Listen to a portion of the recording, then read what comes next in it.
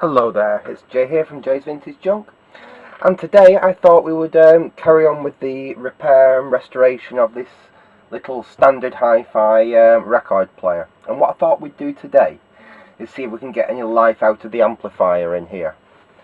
Now, as we see, it's quite a simple little transistorized amplifier. We've got a push-pull output stage. It's very kind of early transistorized, this, because we've got a push-pull output stage there feeding into a output transformer. Now, probably not much later than this was built. They did away with the output transformer and basically made the output transistors drive the speaker directly, and obviously save a lot of cost. Don't really quite sound as good as driving it through a proper output transformer, so this should sound a little bit better than some of the later transistorized amplifiers. Really good transistorized amplifiers I personally don't think got decent until the really late part of the 70s into the 80s. When they was playing about with them like this, with the very early transformerless designs, they were cheap, they were tinny. This should sound reasonable, actually. So what I thought we'd do before we go that much further with the restoration is actually see what this amplifier will do. We'll see if we can power it up off the mains. If we fail at that, because basically the whole main side of this record player, can you see that there? Yeah. The whole main side of the record player here is basically just one big bodge. As I've said in the previous video, let me find something to point with. Let's get a screwdriver or something. Yeah, that'll do. As we said in the previous video, the mains input connector there has been changed, and it's a right hash of a job that's been made of it. So the fuse there has been bypassed with a piece of wire. Apart from that, we've got a selenium stack rectifier there. Now, it could be okay, it could be bad. Generally speaking, what happens with these selenium stack rectifiers is, as they age, they go high resistance. So, say for the voltage you've got going into it there, the AC voltage in, the DC voltage out will get less and less and less as the selenium stack ages, and its efficiency just basically goes down and down and down.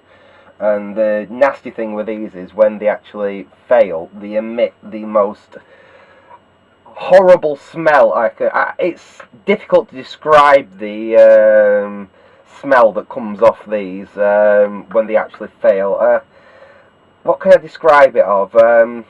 Imagine like fetid rat feces that's been steeped in a bit of water for a while and then boiled on the stove. It is a literally a revolting smell that comes off these things when they fail. So as part of the repair on this thing, we will be changing that for a modern silicon bridge rectifier. We can hopefully maybe be able to actually date this thing properly, because these old smoothing cans, a lot of them actually had a date on them. So we can perhaps hopefully find out what date this thing was made, a date of manufacture. If we can't get the main side of it working straight away on this, what we'll try and do, as this was originally a mains battery set, I'm pretty sure if we can put a DC voltage in from my bench supply up there, we should hopefully be able to see if we can get the amplifier to fire up, if nothing else. And like I said, if we can get the amplifier to fire up, I've got an old laptop rigged up over there, and I've got some royalty-free music on it, so hopefully YouTube won't have a hissy fit with me playing anything. So we will hook that up to that player, and we'll see if we can actually get anything out of the amplifier. So, without further ado, I think what we're going to do is basically just shove some mains up this bit of a catastrophe there, and see if it does anything. See if we can actually get an output voltage out of it, and we will take it from there. So we've got a figure of 8 cable here. I'm making sure that there's nothing that's liable to short. So it is a rather horrendous bodge that's been done in there. I'm not happy with that at all. But we will plug it in. And the other thing I can't quite figure out is how this thing was actually switched off and up. Nope, I was wondering if there was a pull control then, but no, it's not. How this thing actually switched off and on. Now, I was thinking it was done by the moving of the arm, which makes sense, being that if we look on the bottom of the unit here, now them two wires there go to the power supply. Those went to the old DC motor. Obviously, we'll be rewiring this through that switch to energise the AC motor there. But that wouldn't explain how the amplifier in here actually gets switched off and on.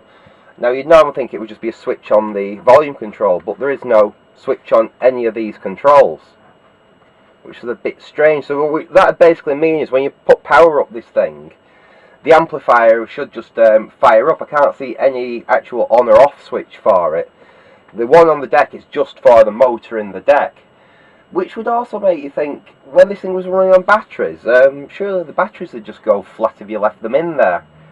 Obviously, it may have had something and that's missing. Like I said, without any service data, I really don't know how this thing was originally. I have had another look. I've got every Molly and Pool radio and TV service dating book from 1946 to 1981, and I can't find it in any of them. So, like I said, service data does seem a bit tricky to find for this thing, which is strange because it is a British unit. I mean, most of the components are made in England. I presume it was assembled in the UK. But anyway, let's switch it on and see what happens. So that's power on. We've got the IEC up the back there. Let's crank the volume up. And if I touch this, we should get a buzz out of it, and we get nothing. No, we get absolutely nothing there. Not a peep out of it. So the next thing we're going to do is see if we've got any AC coming out of that transformer. We could have a dead mains transformer in there.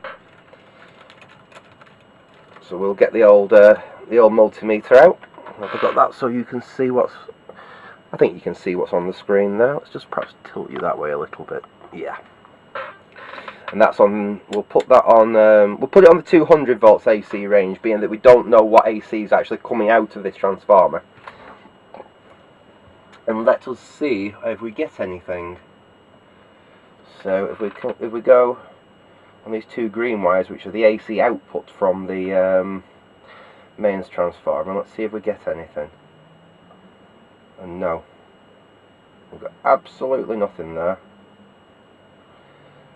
That's dead. Right, let's go up to the next range up, and we're just going to see if we have got mains actually coming onto the unit. Now, you should only do this really if you know what you're doing, because you are working on a piece of equipment which has got mains voltage running through it, and you do have the potential to get yourself an electric shock. It might be better if you had a RCBO, plug-in RCBO unit, but I have been doing this for many years. I do know what I'm doing. I still get the occasional electric shock, I won't deny it. It happens to all of us, but you can do it safely, like I said, if you know what you're doing. The general rule of thumb is one hand in the pocket, so you only ever work. In fact, just to show proper practice, we will do the one hand in the pocket technique. So to do that, what we will do, if I take my negative connection, I connect a crock lead on there. We really don't want much of that showing. We can put that out of harm's way. Oops. And try not to get all your meter leads tangled as well, because that's always a bad idea. We'll put that out of harm's way. We'll switch off there so we're safe. And we'll connect this one to the negative coming off the figure of 8. Well, we don't know whether it's the negative because it's a figure of 8.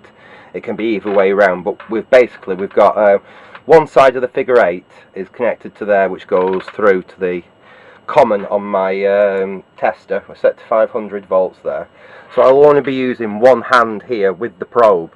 My other hand here, I'll sit on it or I'll stick it in my pocket. So we're safe. I can't really receive a fatal shock. I can't get a shock across my chest because only one hand is actually going to be anywhere near the unit.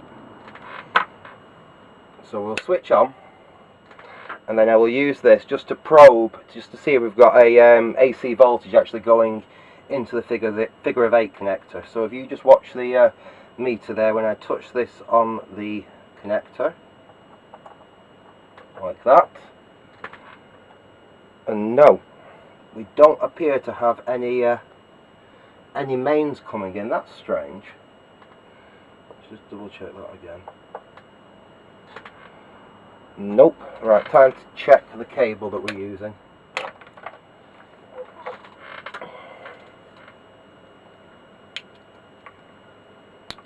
Now let's just test this fuse. If we take that off there.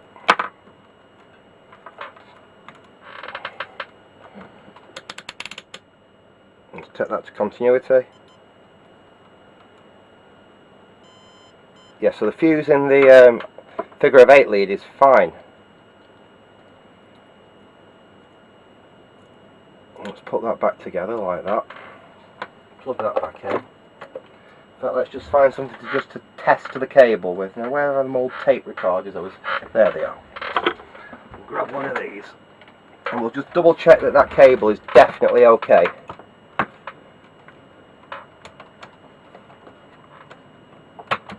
We'll plug that into that. Helps us switch it on.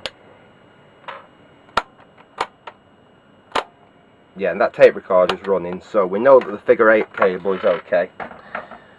We'll try that one last time just to make sure we didn't have a bad connection in there. Just plug that back in. Okay, even that's just moved, just pressing it in like that. That connector really will have to be redone with something better. Let's start switch on again. No, definitely not getting anything off the amplifier. Let's just switch that off again.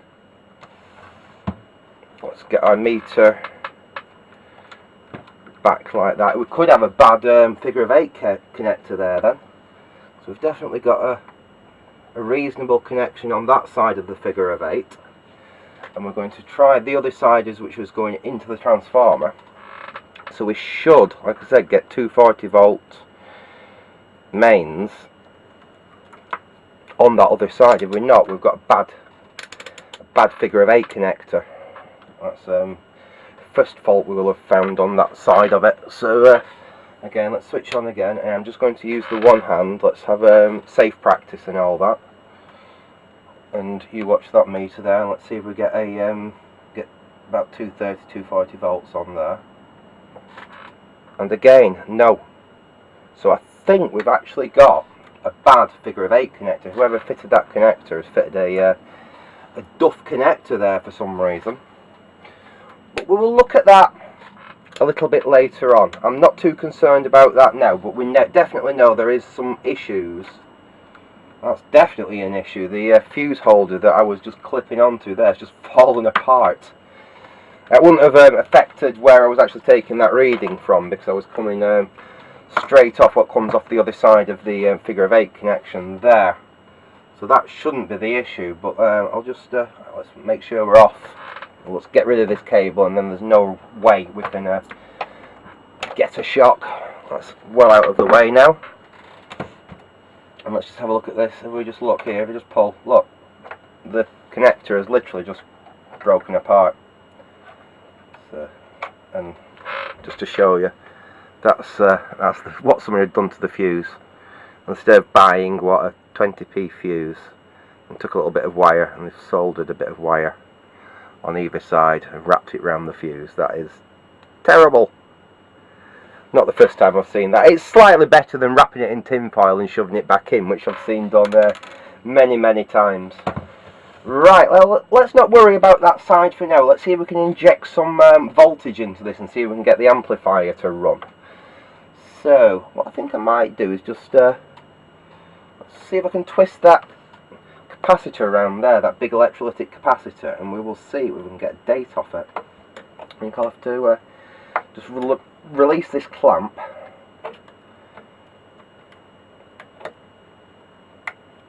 I'm not expecting the figure of 8 to be bad, but then again, with some of the soldering I can see around it, possibly someone's damaged it, they've overheated the connections when they were soldering it, because the solder doesn't look great. I will show you when I take that thing out. The solder looks a bit of a bodge. It's a slightly smaller screwdriver to get that. Hang on, let's see if I can undo it now. There we go. Let's whiz this out.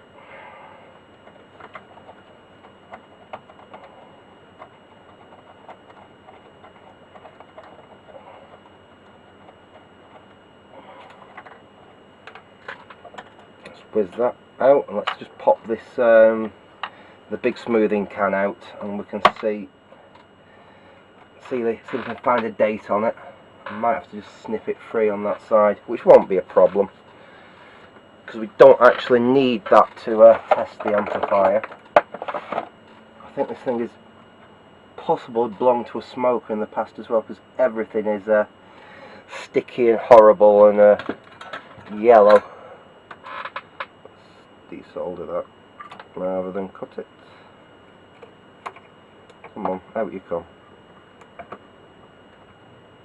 Probably will replace some of this wiring anyway. There we go, that's free.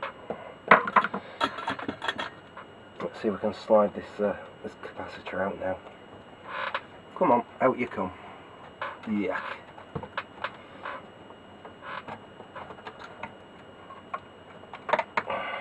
There we go. And what have we got?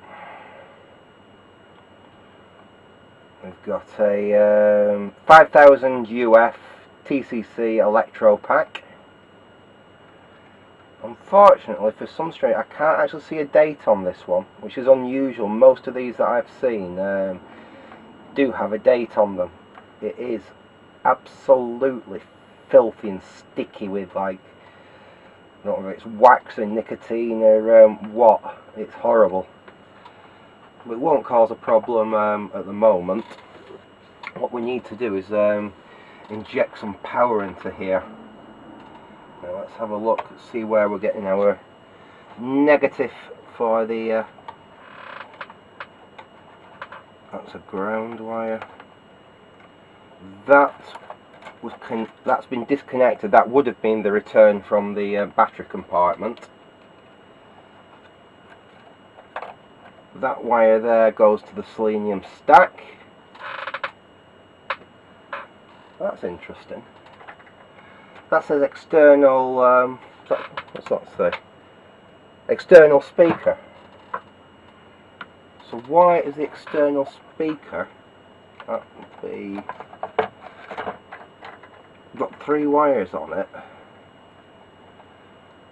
Ah, right, it probably grounds out the second channel when the second amplifier isn't connected, and just connects them both through to the mono amplifier. I think that's how that would work. Got a negative there, that negative runs that way, and that goes under there. That's happy. So I think what we can do is we can put some voltage in here, and we can see if the amplifier is going to do anything. In fact, how we'll connect that up, we'll put a ground on there, and we'll go on that side of the capacitor there. That should put some voltage into the amplifier. And like I said, we'll fire it up initially just using my little micro reg there, bench power supply, and we'll see if this amplifier is going to do anything. So we'll switch on. I've got it turned right down, so we've no voltages in there yet. We'll connect that to the ground on the selenium stack, so we know that's a ground point. We'll connect the other end up to this side of the electrolytic capacitor. Now that's not in circuit, it doesn't matter because we've got smooth DC coming in from the bench power supply, and we'll just see if the amplifier is actually going to do anything. So I'll take the amplifier, say up to about, in fact we can work out what voltage that amplifier works on by counting the batteries. We've got 1, 2, 3, 4, 5, 6 cells it shows. I think they're probably D cells originally, not that that matters. So that's 6 cells, 4 cells is 6 volts, plus 2 is 9 volts. So we know that the unit, the amplifier should run on 9 volts. So we turn my bench supply up to 9 volts. We've got that in there, we're connected up. Can you hear that? We've got something there.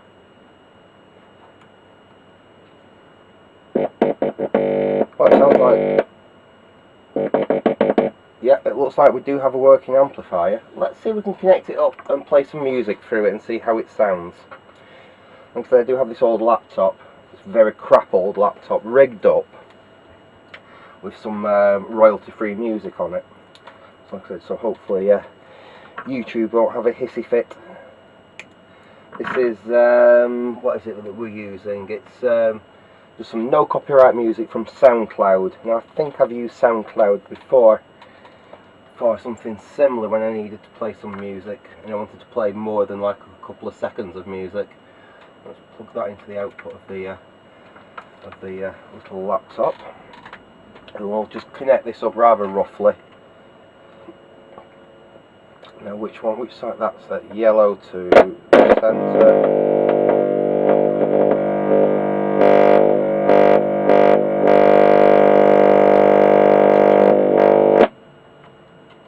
Connect that up to there.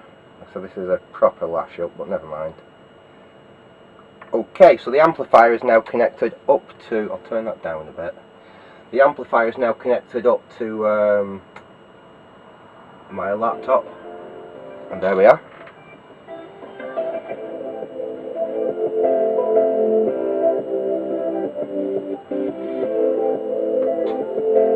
Doesn't sound too horrendous, that. I'll turn it round. Obviously, complete lash up that, but it proves the point that the amplifier is basically working okay. Let's try the bass, treble. The tone control works nicely. It's all treble.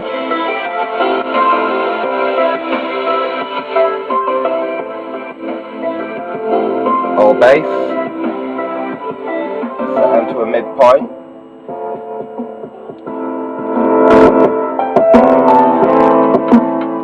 Too bad. Let's see what current we're drawing on that.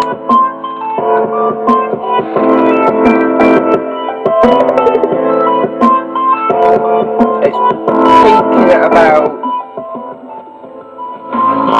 turn it right up, that's clipping, but a couple hundred milliamps, absolutely full cranked out. That's about, showing on my bench supply, that's peaking at about 40 milliamps. So it's not drawing a huge amount of current. But at least we can see that the amplifier is basically working.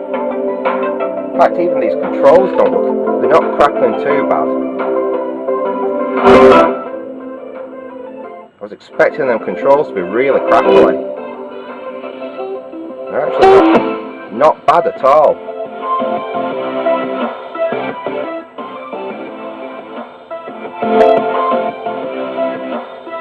I'm pleasantly surprised with that. I'll just stop there. Obviously we've got some hum there, just purely through the fact that we've got this thing just rigged up, jerry-rigged like that. In fact, we'll switch that off. We'll disconnect that now. So we've done what we wanted to do. We've actually proved that the amplifier in this thing's viable. It's probably not going to need a huge amount of work, actually, the amplifier. So we'll just disconnect this now. So what we've got to do next, really, is look at this abomination here and do something more, probably safer and better than what we've got here for now. Possibly, we'll try that capacitor, because some of these old TCCs, even when they're like 50 years old, they're still fine. I don't want to replace a electrolytic like this, either one because the customers insisted that I replace all the electrolytics, or it is actually faulty, or it's looking distressed. You know, you can sometimes see on the rubber seal there, they'll be blown out, there'll be white deposits around there. Sometimes they have a little vent hole which has popped. In this case, it's absolutely fine. There's no leaks, there's no cracks there. We'll check its capacity probably in the next video, and we'll make a decision whether we want to keep that or replace it with something modern. I do have something suitable in stock we could replace that with. As well as that, we will, like I said, we will rebuild the power supply section there. New mains input, and being that we're going to make this into a mains only unit, and it's got an isolation transformer, there is absolutely no reason whatsoever that we can't fit, say, an IEC connector to the back there and actually earth the thing. So we can earth the front panel here, we can earth the metalwork at the back, and we can earth the deck, which obviously makes the unit inherently more safer to use. So we will look at doing that, and like I said, we'll sort a decent power supply unit out for it. That's all being that transformer's alright. We'll work probably on the next video, we will concentrate on this power supply section and actually get in something that we're happy with for the power supply section. We will then move on to the amplifier. Now we've proved that it's actually not bad, it works. We'll look at possibly changing some of these capacitors. I know that these are these sealed ones here are basically a wax paper capacitor. They're like the old-fashioned capacitors I've shown in previous videos that are covered in wax. It's the same technology, only encapsulated in like a little plastic package, and they go as leaky as the older just standard wax paper capacitors really. So we'll probably look at changing a number of these capacitors. We'll have a look at the electrolytic capacitors in there. They don't look too old actually. I wonder if they possibly have been changed in the past. These ones here, these old electrolytics, the black ones, they have various different names, some of which are not politically correct anymore, so I won't say. But I know when I've worked on some old vintage televisions that use that type of, is it ITT? I can't remember the actual make, but I know for a fact that in some vintage TVs that I've worked on in the past, every single one of them I found in the TV was bad. So I'll probably change them out for, as a matter of course, just for future reliability of it. We will check out the transistors, but I can't see us having any problem with these transistors. These are good old-fashioned. We've got a Mullard OC71 there. We've got what's that one there? That's another OC71. We've got a what's that there? Oh, that's an OC81. So basically that makes up the tone control and the preamplifier section, and then we've got two, can't quite see what they are at the moment, but we've got basically a complementary pair, push-pull pair there as the driver output transistors. And that's pretty much it. We've got quite a decent size. Let's get in there and show you just quickly. In fact, I'll do that on the next video because this camera's just about to die. So I'll pretty much say that's it for this video. We've proved that the amplifier works, and we know we need to rebuild the power supply. So in the next installment, we will look at that power supply, and we'll perhaps strip this out a bit, give them pots a clean, and get that working, and then we will work on perhaps recapping that power supply. So I'm going to leave it there for now. I hope you enjoyed that little update on this project. So thanks for watching, and goodbye.